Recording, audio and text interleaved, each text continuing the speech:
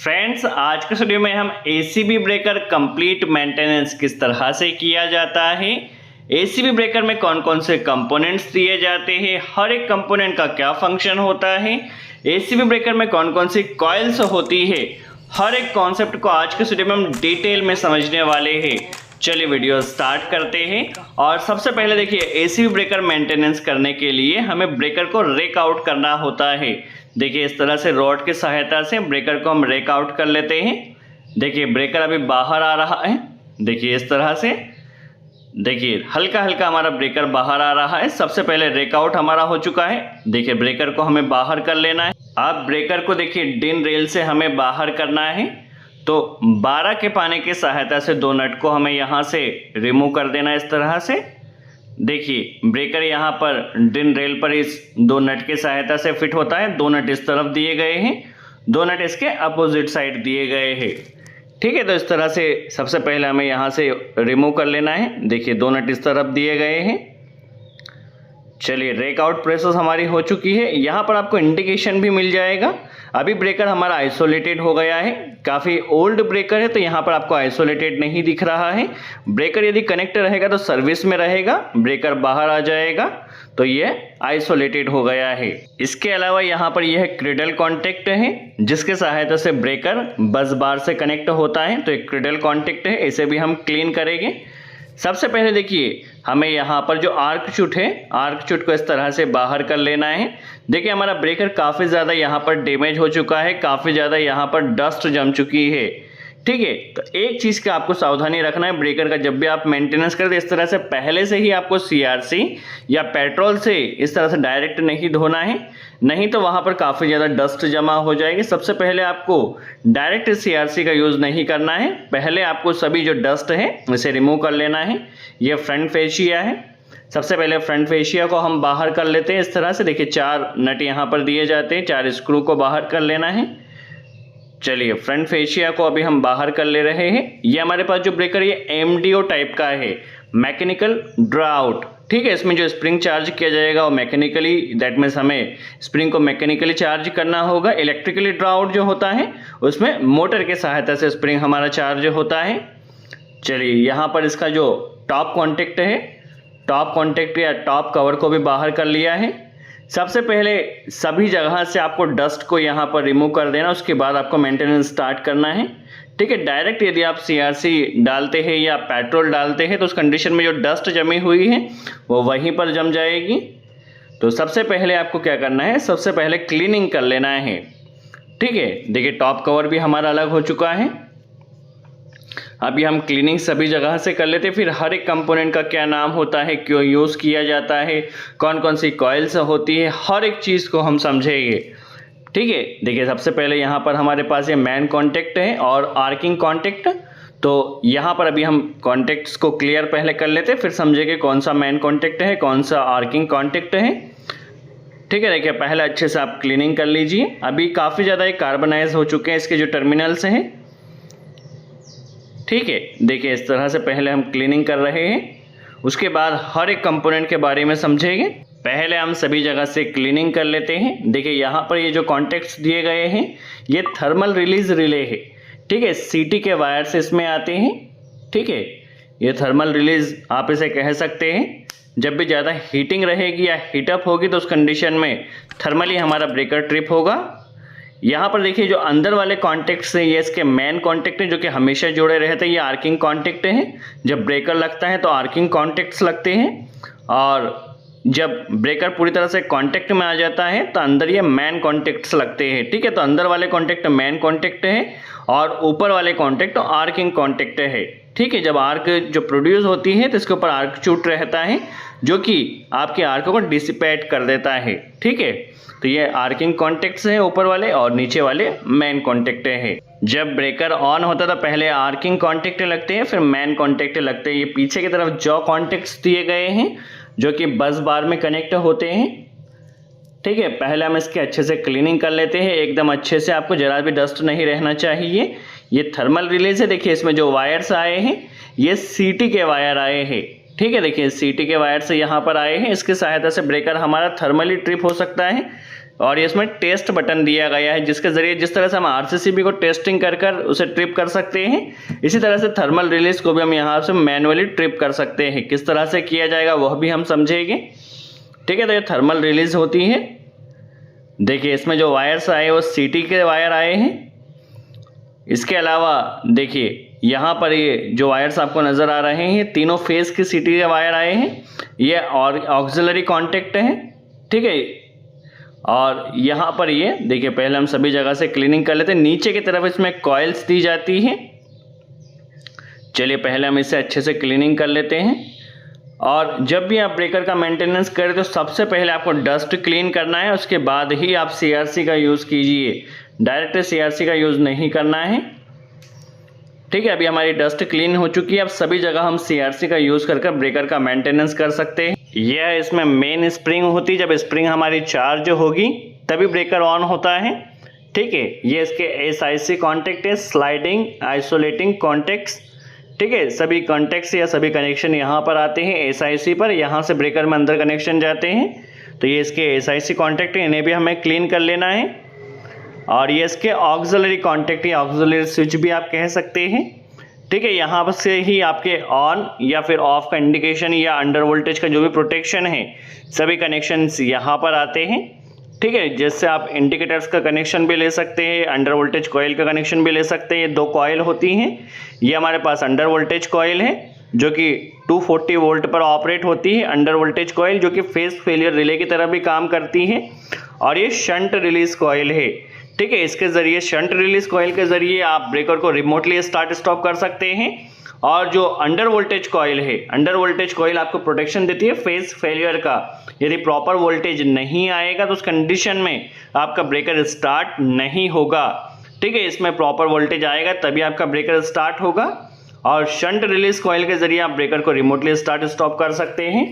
देखिए कॉन्टेक्ट्स को क्लीन करने के लिए स्क्रॉच ब्राइट का हम यूज़ कर रहे हैं। ठीक है, स्क्रॉच ब्राइट पर पहले हम अच्छे से सीआरसी लगा लिया है। आप चाहे तो पेट्रोल का यूज़ कर सकते हैं, ज़्यादा बेटर रहेगा।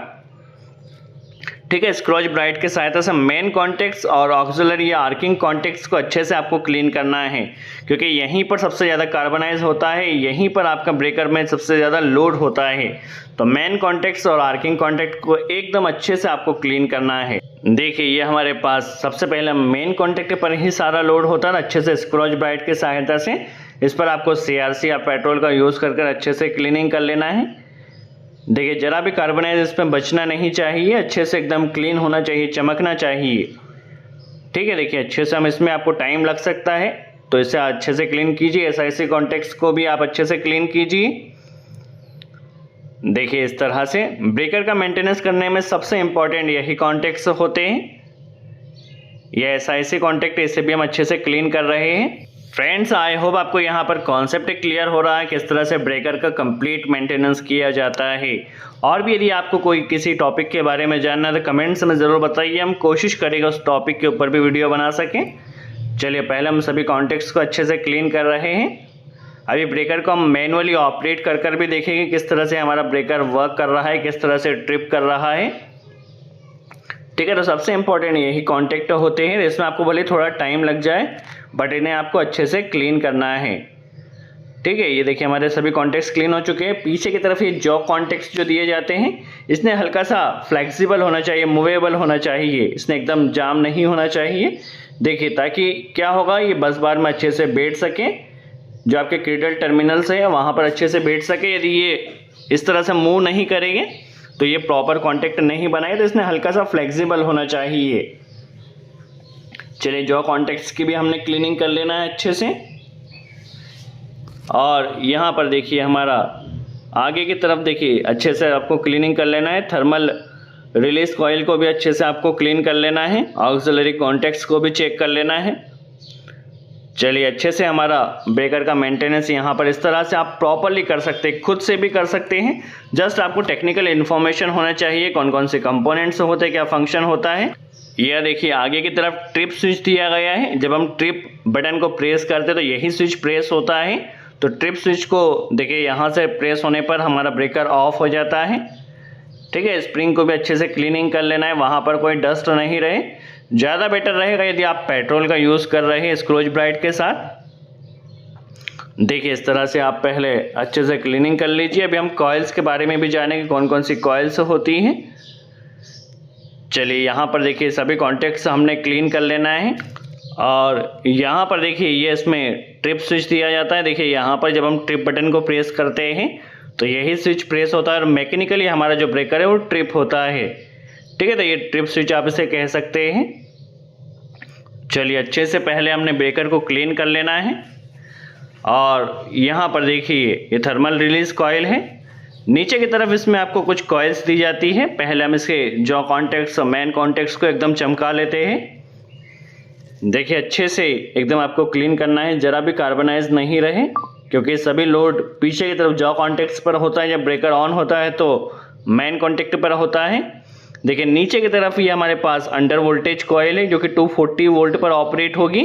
तो ब्रेकर को ऑन करने के लिए हमें इसे मैनुअली ऑपरेट करने के लिए यहाँ पर एक पेपर लगा दिया है। देखिए अब हमारी कॉइल ऑपरेट हो चुकी है। मैनुअली हमने ऑपरेट किया ताकि ब्रेकर स्टार्ट हो सके। क्या होगा, ब्रेकर में यदि वोल्टेज नहीं आएगा तो ब्रेकर स्टार्ट नहीं होगा। तो ब्रेकर में वोल्टेज तो हमारे पास ही नहीं, क्योंकि हमने ब्रेकर को बाहर कर लिया है। तो इसमें हमने मैकेनिकली पहले उसे ऑपरेट कर दिया है। अब ब्रेकर हमारी जो कॉइल डायरेक्ट हो चुकी है। अब हमारा ब्रेकर स्टार्ट एंड स्टॉप हो सकता है।